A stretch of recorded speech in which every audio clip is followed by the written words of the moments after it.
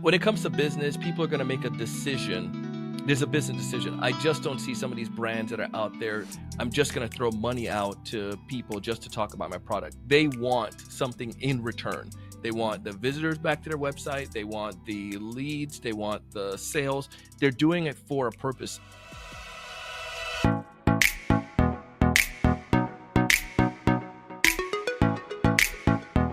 One thing I love about this show is that we're opening up those big topics, Nor, and really demystifying them.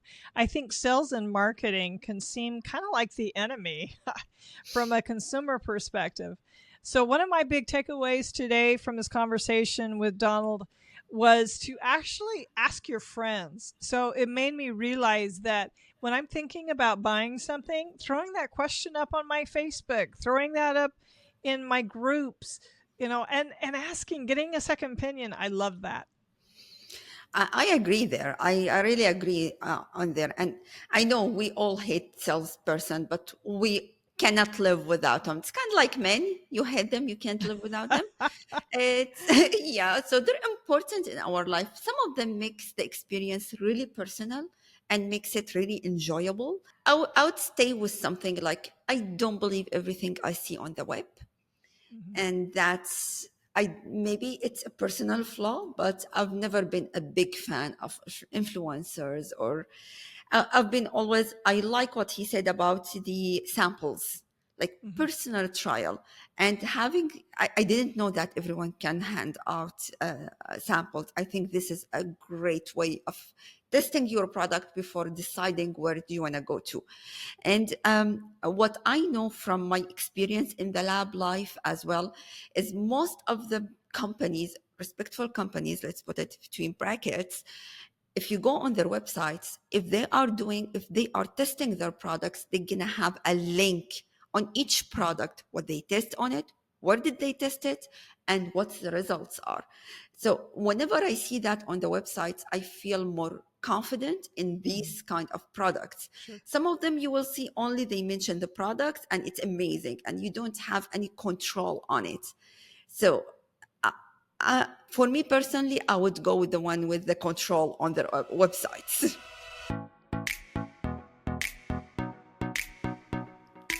Donald, thank you for coming on Unify and Beautify. Well, thank you so much for having me. I'm excited to be here with you both today.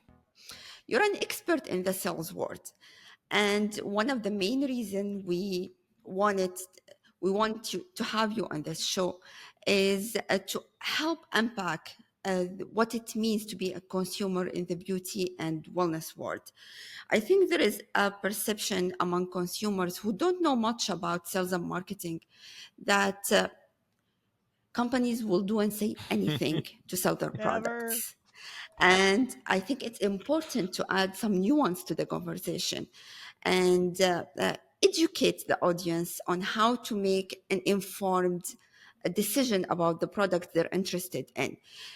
And here you come. So we want you to help start by like breaking down the terms of sales and marketing and explaining the difference between both of them. Yeah, definitely can do that for sure. There are when you think about like sales and marketing, marketing is the preparation phase. They attract people, they share the insights, they educate folks to make a decision, and then they come in as a lead. The salesperson's job is to help carry that the last mile, so to speak. Now that we have somebody that's interested, how do we help this person to finally make that make that confirmation? In most of our, and especially in the beauty industry, when you're looking at some of the easier to consumer products, you can buy them online, like whether it's like facial products or maybe some e-commerce world. We don't necessarily need the salespeople, but when you're looking at some of the beauty side, maybe that's like the fitness or maybe there's cosmetic surgery or different components that may come with that, or higher ticket prices. Usually you get the salesperson that comes involved, or they're engaged or involved in that process, and their job at that point is to be able to help that buyer to take that lead that came from marketing and help that person to go to that extra mile, so to speak, and to the final mile, I should say, and make the purchase. Sales job continues the education. Marketing is more attracting, bringing them to the table, getting them to an MQL marketing qualified sales job is to take that as a sales qualified lead and to overcome objection, to negotiate as needed, and to help them to make an informed decision. Hopefully that kind of gives a little good definition there, explanation. Yeah, that's a great breakdown. One of the things that kind of popped for me though is you talked about the fact that with a website we don't necessarily have a relationship, right, when we Mm. buy something. But I have to tell you that my favorite makeup counter woman, I mean, Uh-huh. she's my bud, and whenever I get a text from her, that means she's giving me a deal on Yeah. something.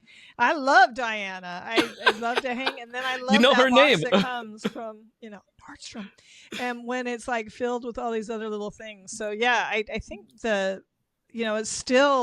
it's still kind of a one-to-one experience. So let's say a small business has created a great product and they want to help consumers find it. What strategies would they use to get that word out, would you say?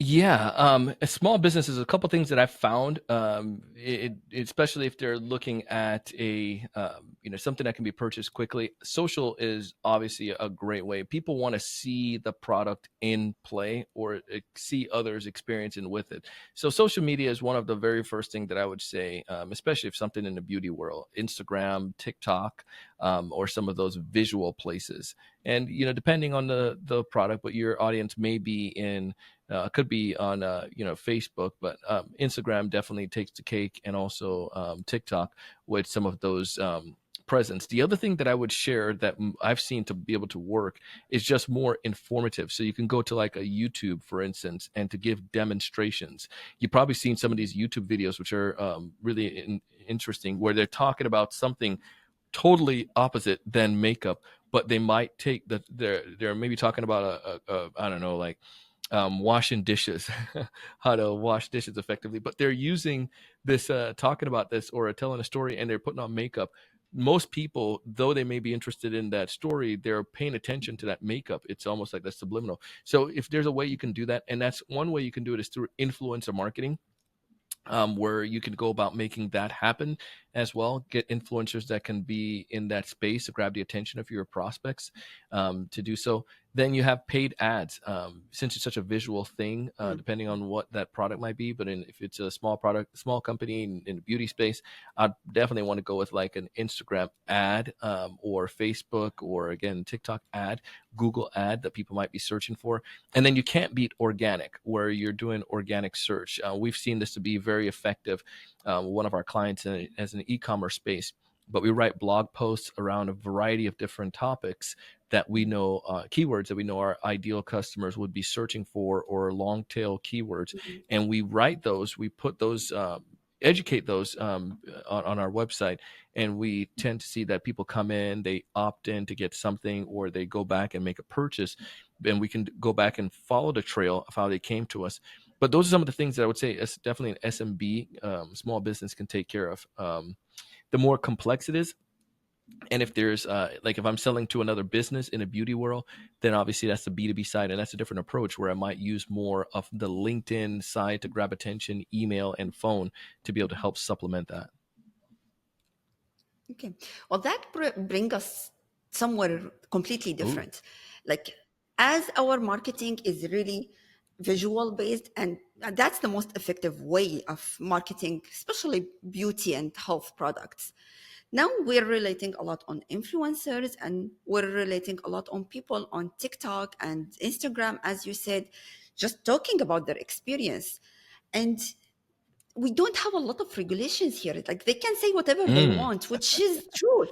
Like, the companies, there is regulations. We cannot say whatever we want, but an influencer, no one can control them.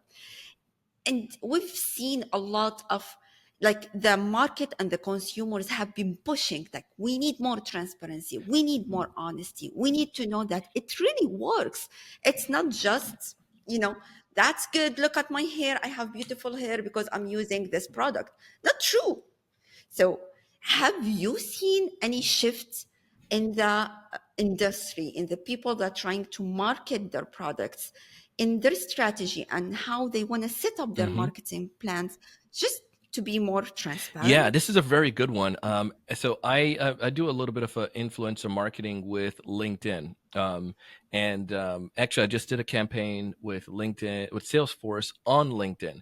And here's what the Salesforce required is that we need to put in that post that it was a influencer post, if Mm. that makes sense. That it Oh, was marketed, essentially that is marketed. That this is just not me just talking about Salesforce, but that there's something tying back to me having a accountability and Salesforce having accountability that this person is speaking on your behalf.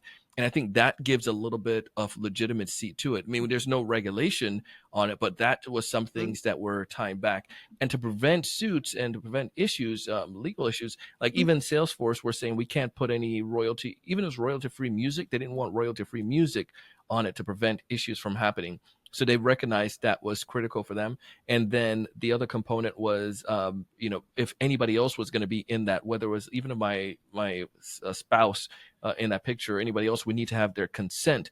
So Mm. I think some companies now are paying attention to that. That's definitely not to the level of that the high bar of full regulation, but there's transparency that's coming to it.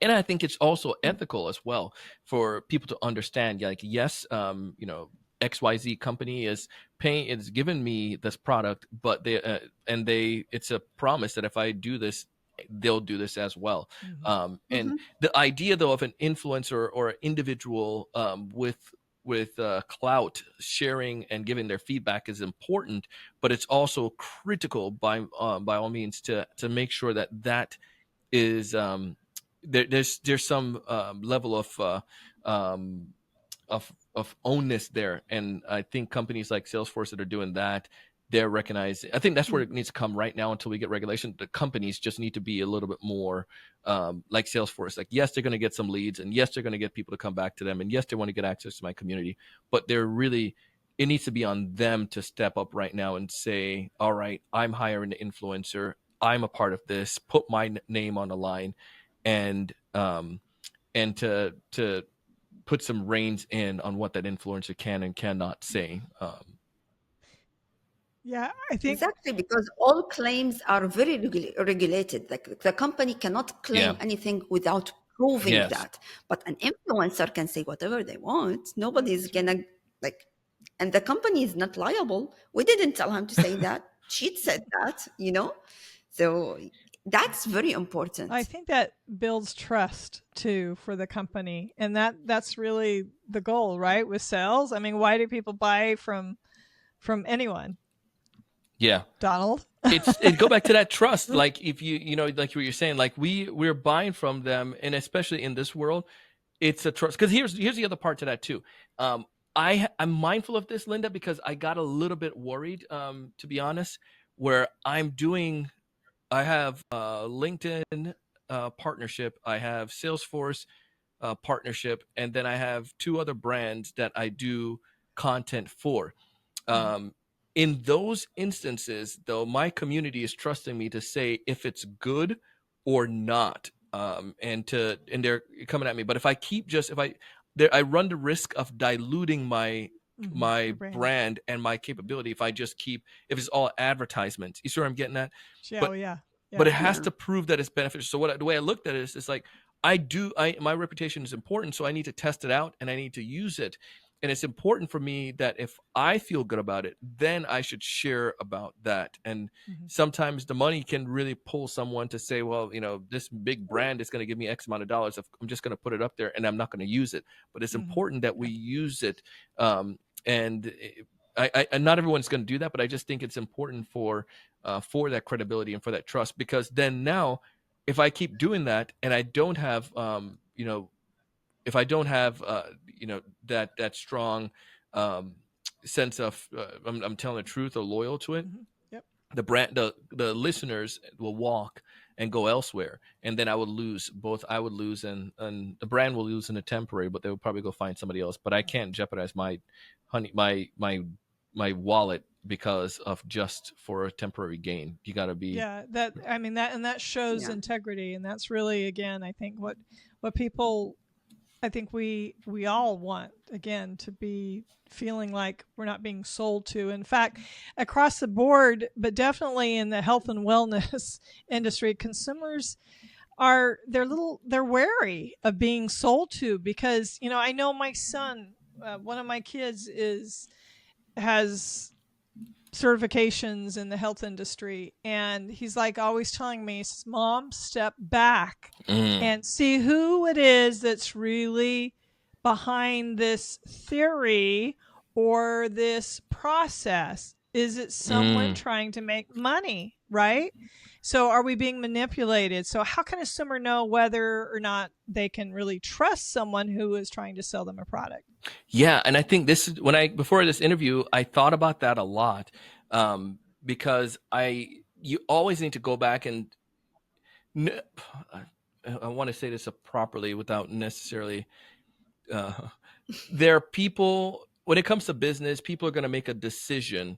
There's a business decision. I just don't see some of these brands that are out there. I'm just going to throw money out to people just to talk about my product. They want something in return. They want the visitors back to their website. They want the leads. They want the sales. They're doing it for a purpose. So somebody ultimately is in the back doing that. And when some people, and to go back, this is another example with social media too. We all started off using social media like Facebook and say, oh, this is free. This is amazing. But what we didn't realize was that Facebook wasn't free. We were just a product that Facebook had, and they were selling that to That's us. true. So, That's right, 100% true. straight up. So, but the more we started to realizing what they're trying to do, the better that we can be now in our in our decision making as the consumers. But you got to do the research, and that's why I like to ask multiple sources, or go back and look behind it. If it is an influencer that's toting about something, I can go look at that Mhm. company, and we have some stuff that's out there. And I listened to a story about, I believe, how they're trying to regulate a little bit the Amazon reviewers, because so often you find people that can leave these bogus or pay for reviews rather than people really genuinely leaving reviews. That's Mhm. something that they're trying to look at how they can best do that. The other day I received a product and there was a certificate with the product. Like if you go to Amazon and put 5 stars, you have a $20 gift card. I'm like, oh Yeah, Oh, they're wow, buying reviews. that's a new way of buying reviews. yeah. It makes it Yeah. that it makes it that we just need to be a little bit more cognizant. And even like Mhm. this is health and beauty, but we're thinking about it with food. There's an app that is out there. I can't remember the exact name of it now. What was it called? But my wife and I, we found this, one of our friends, Yuka, that's what it's called. So Yuka, the way it works, if you've ever seen it, but you can scan any product and it gives you like, what's in it. So like some of the big drinks out there, or maybe like a makeup line or whatnot, you Mhm. scan the barcode and it tells you on a scale of 1 to 100 where this product falls in line, like and it gives you a breakdown of why they gave it that rating and what it has in it. This app Wow. helps to give that transparency. So like, say for instance, natural spring water, the last items I checked, you can see it's all green. You can't really see it there on the screen, Yeah. but it's all green, right? It's 100%. But then I looked at, I won't give the name, but there's this fruit super drink that was 4, and you're thinking this and you're like, man, this is going to give me some, some good stuff. But it was like 4 out of the 10, and it gives like one of them is hazardous additive that's in it, Oh, and yeah. 5 risk items and so forth, the sugar. So it gives Oh, you yeah. this, like, that type of stuff helps me as a consumer to be able to understand the product. But when it comes to the individual, though, same idea. If there's a way I can do research and to see transparency of things that are out there, like review website that give me honest, for the most part, if you go into some of the Facebook groups, and my wife has done this before, but take that product, put it on Facebook, or go into like a Facebook group, you're not going to get random people. You're going to get people Mhm. give you their experiences on Hmm. that. And I think that gives a lot more trust when, like, a friend, like, say, Noor, I post on Facebook and she said, yeah, Donald, I tried that shampoo Mhm. before, but this is what it did for me, it itch. And then somebody like Linda comes along and say, yeah, for me it wasn't, I didn't like the smell of it, but it was also made me very itchy. I'm like, well, 2 friends already said this. I don't need to go read on 10,000 reviews and see, and some of them are fake, to get that. I trust my sources. And I think that's one way we can go about it. It's very easy, the marketing side, and that I come from that world a little bit. It's very enticing for you to make a decision. And in some, and you mentioned, I think you used the word, Linda, manipulative in some ways. Sometimes people can be manipulative with it because they're trying to get something out of it. But it's important that we, as the consumer, are just do our due diligence, because it's designed in a way to help us to say yes. It's not designed in a way for helping us to make the best decision. I hope that makes Right. sense. Yeah, that's a good point. Well, actually, that was one of my questions, that how can you choose? Because the amount of brands and the amount of products out there is just overwhelming. Like, even if you narrow down what you want to one, whatever, face moisturizer, it's hard. There is a lot of Yeah. brands. So maybe, yes, as you said, we ask our friends, we ask the people that we trust if they tried it or not. But that's becoming too much. Do you have any advice just to narrow down the process? How can we choose our brands? You know how people market their Yeah. products. Do you have an insider secret for us? I don't have any major insider secrets on that. But I would probably say, the ways that I have done it and the way that I do it as well is I try not to fall, try not to jump at every claim right off the bat. I go into pessimistically, and I hope that's not too bad. But somebody makes a claim, I want to be able to see more of the validation behind that. Always go back and try to check domains to make sure that they're, who is this brand. Then if you could try to see their company history, you can Google the company and see if you can find anything about them. Usually if they have better business, they have a really good ad, but their Better Business Bureau's thing is really low. There's probably a reason behind that. And I'll give you an example. My wife had 2 years ago. She bought these shirts that she was buying for me because emotionally the shirts sold her, right? On the Instagram ad, she liked it. She saw that the way it looked on these people, and she said that would be look great on my husband. He needs some of these business shirts. The shirts came, they didn't look exactly like the way they were supposed to, and the size, They never yeah, do. and the sides were totally off, like totally off, like ridiculously off. So when she tried to send them back, it was a nightmare. That sexy ad at the beginning was like, you see the beautiful, ads and design, and it looked good and looked legit, but the company they had horrible ratings. Then when she Googled it, there's other people in the same exact situation. It was in some way almost like a scam. They gave you a product, but it wasn't the product that you want or a great product. And they were overseas, so it was kind of like harder to get some of these things worked out. And it was just a nightmare. So before you push the send, I don't have any insider secret, but the secret that I would just tell you is just see if other people are saying negative things about that first. And then to do that, we just need to be a little bit slower before we hit purchase, I would say. I've had a similar experience, and it was a big amount. It was I think they bought a lot of reviews on Google. Ah, So at first search, it was an amazing place to work with, but they had a lot of fine, like little hidden things uh-huh. in their contract. And when they didn't deliver, they got you the contract slot. You waived all your rights. Wow. And I was like, So oh my this God. Well, is, I can. I heard this one, and I don't know if it's true. So, but I won't say the name. But there's a major company out there, and there was this case with this major company that somebody got hurt at a park that they may have as well. And because of this company's online streaming platform, you agree in the online streaming platform that you won't sue if you get hurt on one of their physical properties. And it was crazy. So it was like tied into two different things. I'm sure there's some case that you could fight against that. It was two different experiences. But the point is, people are trying to take care of themselves and not necessarily take care of Right. you, the consumer. Well, that's an attorney's job, right? Is whoever hires them is to protect whoever has hired them, right? Which that's not a diss at all Yep. by attorneys. I love We love attorneys. our I'm just attorneys. We saying. need them. We need them. We do, absolutely. And as a business owner, I need an attorney. So yeah, I can relate to this too. Actually, this just happened to me, what you're describing. I saw a Facebook ad and I'd been seeing it for a while. I'm like, yeah, I think I really want that. That's going to make me feel beautiful.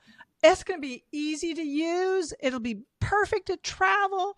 All this. I get the product, right? I order the product and I get the product and it's like, and I looked at the size chart, but it's like 6, 7 inches too long one way, too skinny in another way. And I mean, it, and then the construction of it, it was clothing, and the construction of it was horrible. So I call the company and I say, I want a refund. He said, oh, we don't do refunds. We'll do exchanges. I'm like, why would I Yeah, want to do an exactly. exchange? So then I called my credit card company to dispute it. And the first of all, the company said, well, we have a no return policy. I said, how can you not have a no return policy? Well, that's what we do. It's on our website. Well, come to find out, when I ordered this, I didn't see that anywhere. And my credit card company didn't honor my dispute. So I was out. And No, they I don't. sent back the product, and it was so weird sending back the product. And that was actually a business in this country. It's Wow. actually a business in a state that I Yeah. used to live in many years No. ago. Oh, yeah. Yeah. Oh my Wow. And I God. couldn't find the address for them. And the first address that was like on their packaging, when I took it to the post office, they're like, this is not a, Not a real a address. not It's not a not a real real address. I'm address. like, this is a little freaky. That little And so sketch. then I did a Mhm. little searching and I found, and I sent it, and I had the tracking zip, and it went somewhere and was accepted somewhere, but I lost that dispute over $100, like $130. That's Boom. not fair. That's not Yeah. fair. Yeah. Okay, so let's get off that angry like soapbox, because I am feeling that juice right Linda's now. like, I'm gonna get these people. Darn it. I'm sure everyone's gonna relate to that I subject. know, right? Everyone We've had all this been there. experience. So, Donald, I think it's important to touch on, though, the trends and the fads that affect consumers, right? How can an informed customer determine which products are riding that trend wave and what will stand the test of time? I'm thinking about the Yeah. Stanley Cup in particular. That stuck around for a minute, right? Yeah, I feel like there is I don't know, like it's that one is hard because we're right in the middle of stuff when it comes to looking at some of these trends, like, and it gets exciting, right? Right, but I would say I've always gone back to look at if you don't have enough money to do it, you don't necessarily need to be the first adopters. And I've fallen in that category where I don't always go as the first adopter. I want to make sure that it's proven first. So I'll test it out with or watch what the market does to test it out. But there's some people, they have funds and they have a high risk factor because it's not that big of a deal to them to lose like $30,000. So they can do that. But for many of us, we may not necessarily have that much money to do something like that, take a risk. We want to make sure we can be the laggers or and look at the bell curve. We don't have to be the late adopters, but we can wait for it to be tested first and to be tried. Most product takes a couple iteration before it gets to the point where it's really good. As you saw with iPhones, not everyone bought an iPhone right off the bat. But now you see a lot more people with iPhones. It's became to the point where it's dependable. It's not going to, not work for you or whatnot. This functionality may be different than somebody may want a Samsung. But the fact of the matter is that phone was proven itself to be dependable. So therefore people can make that decision. But that's the advice that I would give to folks. You don't have to jump on it right away on a trend. You can let it be tested first before you make a decision. Lastly, Sure. Donald, we know that everyone needs, especially in health and beauty domain, are Yeah. unique. Do you have any tips for anyone out there trying to develop their own personal strategy of buying these kinds of products? Yeah, I probably would say from what I found before is that a lot of brands are willing to give samples, and some of them, if you can find ways to get samples, that's a good way to test stuff out. If they're influencers, you can ask the influencers if there's samples that you can get from it. But that's way again you can test it out.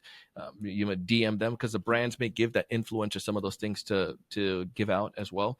So you can do that. Like for instance, when I wrote my book, and I think Lindy, you've done this too, and I have a friend right now is launching his book. But the way that it was done was we did we shared that he gave out, you get free copies to send out to a certain group of people that you can get that out to, and it's the same idea. Some of them have sample products that you can utilize, and most of the clients that I've worked with, especially with an e-commerce brand, they've done that before, some kind of sampling. So I would say, but Sounds nothing, no, great. it doesn't come until you ask. So you can ask for it. We always get it no, but that's one strategy that I would share. And then two, the other side to that too is like, all of us, again, we may have friends and people that have tried it. I always go back to looking at, can I validate from other people that have tested it before, Mhm. and that I know, and that also gives me a good way of making decisions. So Making sure I'm choosing the right yeah, exactly. product. That's great. Yeah. So, Donald, this has been such an enlightening conversation. Thank you so much for Thank sharing you this all. with us and for being on the show. I appreciate this. I'm excited for it. So thank you all for having me and for having this avenue for many of us that we can come and get some insights and learn from industry leaders. So appreciate this. I appreciate your time. Thank you so Thank you. much. We want to thank everyone for listening to this episode of Nurify and Beautify, where we show you the other side of beauty. We hope that everyone enjoyed the episode. If you did, please subscribe or follow us on your favorite podcast app. And if you would like to have more information or read our blog, please check us out on nurify-beautify.com. So, our podcast is actually produced by TSE Studios, and our music is from Soundstripe. If you haven't been over to our YouTube channel, you can watch our interviews there as well. And we'd love it if you would leave us a comment while you're at it. I'm Linda Yates. And I'm Noura Bouchama, and we'll see you back next week with another great episode from Nurify and Beautify. See you then.